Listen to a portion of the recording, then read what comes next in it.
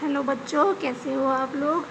हम साइंस में आज वीडियो नंबर 3 शूट करने जा रहे हैं। इससे पहले जो है हमने इस चैप्टर के अंदर पढ़ा था कि जो ह्यूमन बीइंग्स होते हैं उनको प्लांट्स किस तरीके का फूड जो है प्रोवाइड करवाते हैं। हमने पढ़ा था प्लांट्स जो होते हैं वो vegetables, fruits, cereals, pulses, oil, sugar, इन सब के थ्रू हमें फूड प्रोवाइड कराते हैं।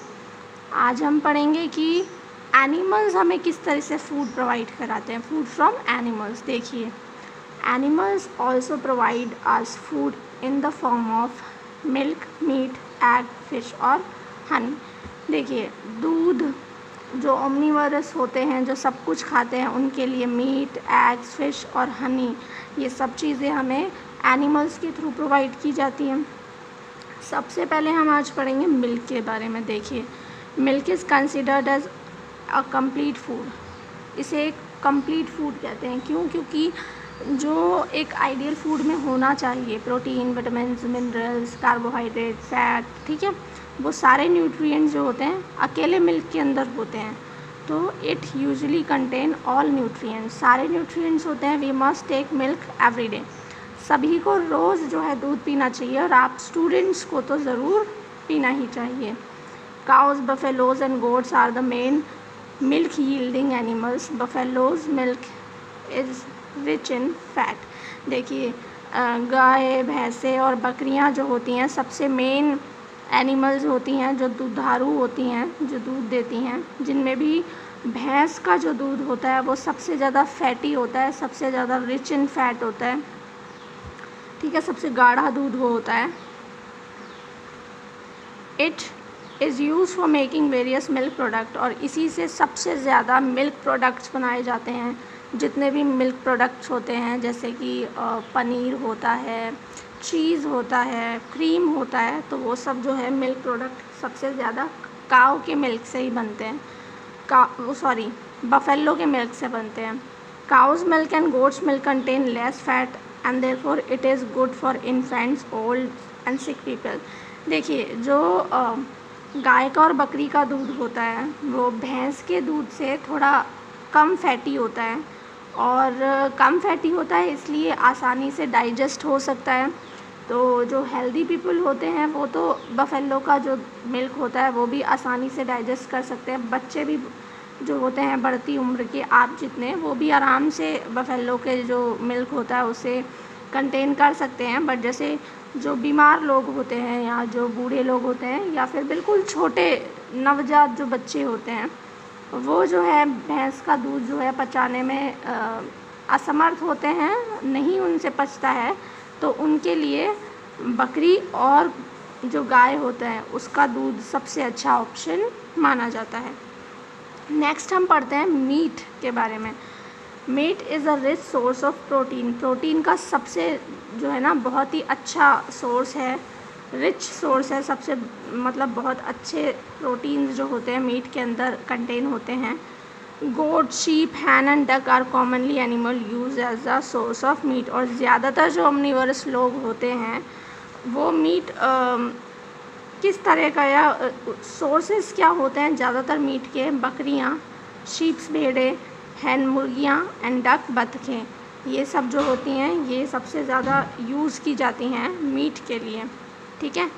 नेक्स्ट हम जो देखने वाले हैं वो है एग्स। एग्स आप सब जानते हो, एग मीन्स अंडों से हम बात करेंगे कि कौन से जो हमें एनिमल्स हैं एग्स प्रोवाइड कराते हैं। और एग्स प्रोवाइड कराने के साथ साथ में किस टाइप के जो एग्स होते हैं वो हम लोग खाते हैं, ठीक है। हम लोग से मतलब जो ह्यूमन बीइंग्स होते हैं वो एग्स भी कंज्यूम करते हैं अपनी डेली लाइफ के अंदर, तो उस बारे में भी हम देखते हैं। देखिए, birds which provide both meat and eggs are called poultry, ठीक है। वो बर्ड्स जो कि हमें मीट भी प्रोवाइड कराए, ठीक है, मीट भी प्रोवाइड कराए और एग भी जो प्रोवाइड कराए, उन्हें हम पोल्ट्री कहते हैं। पोल्ट्री क्या होता है? एक तरीके से हम उन्हें कह सकते हैं घरेलू पक्षी, या जो हम बोलते हैं पालतू पक्षी जो होते हैं, ठीक है। मुर्गी पालन भी पोल्ट्री के लिए ही यूज़ किया जाता है। Poultry animals include chicken, fowl and ducks, ठीक है। तो पोल्ट्री एनिमल्स में हम ज़्यादातर किन किन को रख सकते हैं, किन किन को शामिल कर सकते हैं, तो चिकन जो होता है, ठीक है, चिकन को हम उसमें शामिल करते हैं, डक्स को हम उसमें शामिल कर देते हैं, और जो फॉल्स होते हैं उन्हें हम इसमें शामिल करते हैं।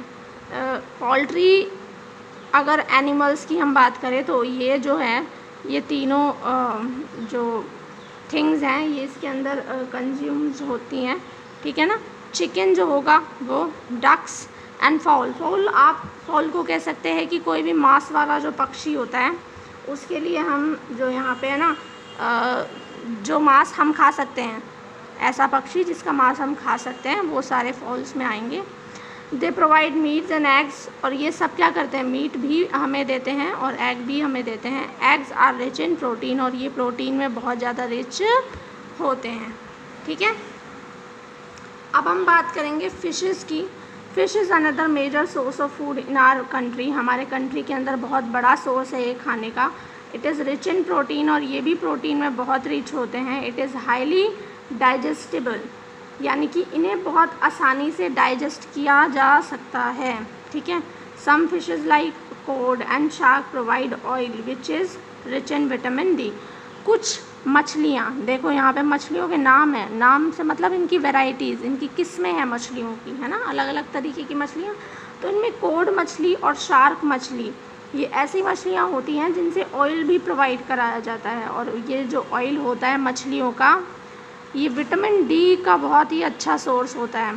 Fresh water fishes are that are edible are catla, labeo and rohu. ये तीन जो है प्रजातियां हैं मछलियों की जो फ्रेश वाटर, अच्छे पानी में मिलती हैं और इन्हें खाया जा सकता है, ठीक है। Tuna and cod are examples of marine fishes. Marine fishes का मतलब है जो खारे पानी की फ़िशेज़ होती हैं, उनमें ये सबसे ज़्यादा अच्छे एग्जांपल्स हैं टूना एंड कोड।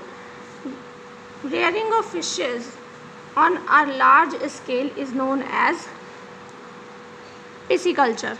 देखिए, बहुत बड़े पैमाने पर मछलियों को पालन, या फिर हम कहें मछलियों को पकड़ना, ठीक है, इसे हम पिसीकल्चर भी कहते हैं, ठीक है।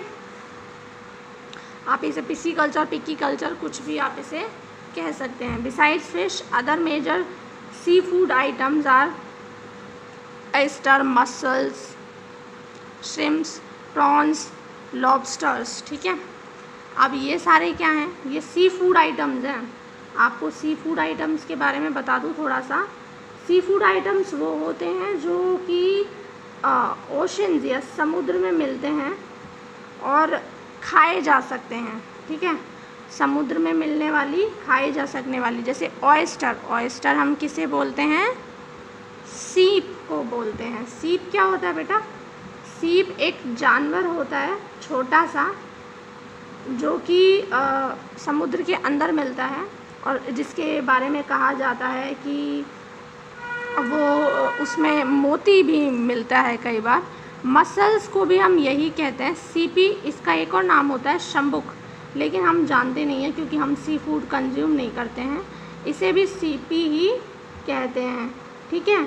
इसके अलावा यहाँ पे जो है श्रिम्प्स। श्रिम्प्स क्या होते हैं, देखिए बेटा, और सीप, सीपी यानी कि ऑयस्टर्स, मसल्स के अलावा भी जो समुद्र होता है ना, उसमें बहुत सारे झींगे मिलते हैं। झींगे, झींगुर बोलते हैं जिनको, वो अलग होते हैं, ये होते हैं झींगे। झींगे, ठीक है। तो झींगे जो होते हैं वो भी खाए जाते हैं, बहुत लोग जो होते हैं झींगे खाते हैं। इसके अलावा यहाँ पे है प्रॉन्स, ठीक है। और प्रॉन्स क्या होते हैं, प्रॉन्स तो आपने सुना भी होगा, हम खाते हैं ना, हम नहीं खाते हैं, मतलब बंगाली लोग बहुत खाते हैं। झींगे बोलते हैं जिन्हें, या केकड़े जिन्हें बोल देते हैं प्रॉन्स को, इन्हें भी झींगा बोलते हैं, या फिर क्या बोलते हैं, केकड़े, ठीक है। तो ये केकड़े जो होते हैं ये भी कंज्यूम, देखिए नाम अलग अलग हैं पर ज़्यादातर का मतलब इन्हीं की प्रजातियाँ हैं। जैसे श्रिम्प्स और प्रॉन्स जो होते हैं वो सेम प्रजाति है, बस थोड़ा सा उनमें जो है फ़र्क है। ऐसे ही ऑयस्टर और मसल्स हैं, वो भी जो है ज़्यादा अलग नहीं है, सेम ही है, लेकिन प्रजातियाँ अलग है, इसलिए हमें इन्हें अलग अलग सी फूड के तौर पे देखते हैं। अब लॉबस्टर जो होता है ये भी झींगा प्रजाति, केकड़ा प्रजाति ही है। इसमें क्या होता है, ये एक झींगे का जाल बना के रखते हैं, ठीक है। होता है ये भी झींगा है पर ये एक तरह से जाल में रहता है लॉबस्टर, ठीक है। तो यहाँ तक आज हमें समझ में आया कि हमें किस किस तरीके का जो है फूड प्रोवाइड कराया जाता है। एक जो है फूड और रह गया है, उसे भी हम आज क्लियर कर ही लेते हैं। फूड प्रोडक्ट्स फ्रॉम इंसेक्ट्स, छोटे कीड़े होते हैं, उनसे किस तरह का फूड मिलता है। Some insects are very useful to us, बहुत यूज़फुल होते हैं। हनी बी यानी कि जो शहद वाली मधुमक्खियाँ होती हैं, collect nectar from flowers working all day long, ठीक है। वो नेक्टर यानी कि जो उनका फलों का रस होता है उसे कलेक्ट करती हैं। They store their nectar in the hive, और अपने छत्ते में जो है उन्हें स्टोर करके रखती हैं फॉर्म ऑफ हनी के रूप में। रेयरिंग हनी, अब हनी बीज को पालना बहुत बड़े स्केल पर क्या कहलाता है, एपीकल्चर कहलाता है। एपीकल्चर को बोलते हैं मधुमक्खी पालन। Honey contains water, sugar, minerals and enzymes, और इसके अंदर शहद के अंदर वाटर होता है, शुगर, मिनरल्स एंड एंजाइम्स सब होते हैं। It is often used in medicine, ये दवाइयों में भी काम आता है, और कफ क्योर या जो आपको खांसी जुकाम हो जाता है उसमें भी बहुत काम आता है, और एक एंटीसेप्टिक का काम भी ये करता है। तो इस तरह से आज हमने पढ़ लिया कि हमें एनिमल्स के थ्रू किस किस तरीके के फूड प्रोवाइड होते हैं। इसके आप नोट्स बनाइए, हार्ड वर्ड्स लिखिएगा एंड इसे पढ़िएगा अच्छे से। इसके आगे हम नेक्स्ट क्लास में करेंगे। Thank you.